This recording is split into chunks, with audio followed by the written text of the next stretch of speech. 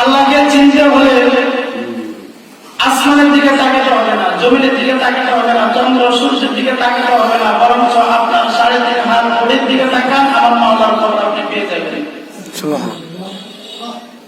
যে আমাদেরকে কি সুন্দর অঙ্গ প্রত্যঙ্গ আল্লাহ রাব্বুল আলামিন দিয়েছেন, কত বড় নিয়ামত আমরা ভোগ করতেছি। আল্লাহ রাব্বুল আলামিন এত সুন্দর করে আমাকে আপনাকে বানিয়েছেন যে জমিনের মধ্যে, সেই আল্লাহ রাব্বুল আলামিন কে চিনার জন্য, বুঝার জন্য বললাম তো কোনো কিছু প্রয়োজন নাই। আপনার হাত নাড়তেছেন কিভাবে, আপনার পাগুলো কিভাবে বানাইছেন, চোখগুলো কিভাবে দিচ্ছেন, এই সমস্ত অঙ্গ প্রত্যঙ্গ নিয়ে যদি আমরা একটু চিন্তা করি তাহলে আমার মাওলাকে আমরা পেয়ে যাবো। কথা ঠিক না? আল্লাহ রাব্বুল আলামিন বলেন,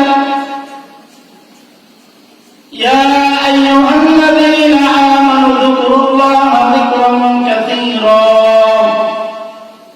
ও দুনিয়ার মানুষ, আমি তোমাদেরকে এত সুন্দর করে বানাইলাম, তোমরা আমাকে বেশি বেশি করে ডাকো, আমাকে আমার উপর বেশি বেশি করে জিকির করো। ইয়া আইয়ুহাল্লাযীনা আমানু যকুরুল্লাহা যিকরান কাসীরা। আমাকে যদি বেশি বেশি করে জিকির করো, আমাকে বেশি বেশি করে ডাকো, আমি তাহলে তোমাদের ডাকে সাড়া দিব।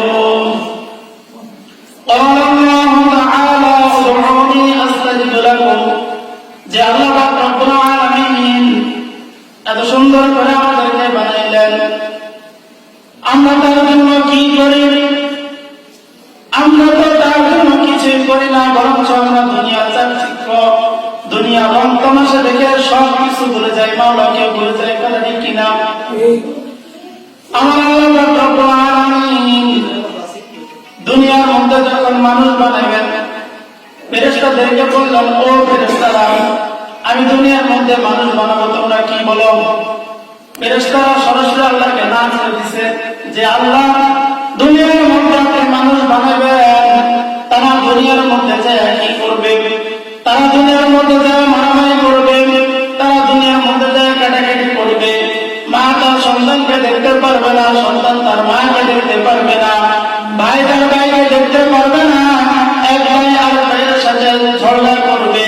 আপনার দুনিয়ার মধ্যে মানুষ বানানোর কোনো দরকার নাই, আপনার ইবাদত করার জন্য আমরাই তো আছি। আমার আল্লাহ রাব্বুল আলামিন বলেন, ইন্নী আ'লামু মা লা তা'লামুন।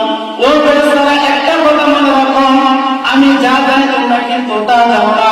দুনিয়ার মধ্যে আল্লাহ রাব্বুল আলামিন মানুষ বানাইলেন, আল্লাহ রাব্বুল আলামিন মানুষ সৃষ্টি করেছেন একমাত্র শুধুমাত্র কেবলমাত্র মাওলার ইবাদত করার জন্য।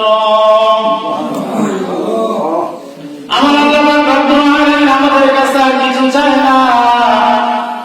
আমার আল্লাহ রাব্বুল আলামিন কি চায়? ও বান্দা, শীতের শীতের মধ্যে তুমি ঘুম থেকে উঠো, সারাদিনের মানুষ যখন ঘুমিয়ে যায়, আমি কিন্তু তোমাকে আয়সা ডাকি, বান্দা ওঠো ওঠো, কি লাগবে তোমার আমার কাছে চাও।